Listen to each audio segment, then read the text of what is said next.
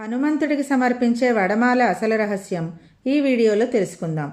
హనుమంతుడికి వడలంటే ఇష్టం కాబట్టి వడమాల వేస్తారు అని సాధారణంగా మనం అందరము అనుకుంటాం. కానీ దానికి కూడా రాహుదోషంతో ఒక విశేషమైన సంబంధం ఉందని పురాణాలు చెబుతున్నాయి. ఆంజనేయుడు చిన్ననాటి నుంచి అసాధారణ శక్తిశాలి. ఒకరోజు ఉదయిస్తున్న ఎర్రటి సూర్యుడిని చూసి అది పండిన ఫలమని భావించి ఆ ఫలాన్ని అందుకోవాలని వాయువేగంతో ఆకాశంలోకి ఎగిరిపోయాడు. ఆయన వేగం చూసి దేవతలంతా ఆశ్చర్యపోయారు. అదే సమయంలో సూర్యగ్రహణ కాలం సమీపించడంతో రాహువు సూర్యుడిని గ్రహించేందుకు ప్రయాణిస్తూ ఉంటాడు.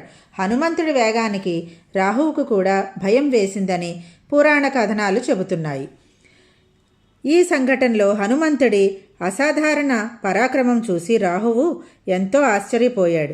తనకంటే వేగంగా సూర్యుడి వద్దకు చేరిన ఆ బాలవీరుడిపై అతనికి గౌరవం కలిగింది. అప్పుడు రాహువు హనుమంతుడికి ఒక వరం ఇచ్చాడని విశ్వాసం.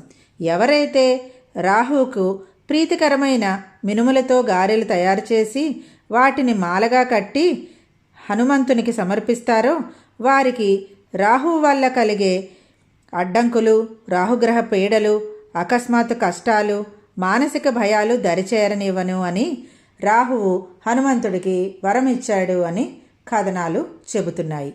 ఇదండి హనుమంతుడి వడమాల రహస్యం.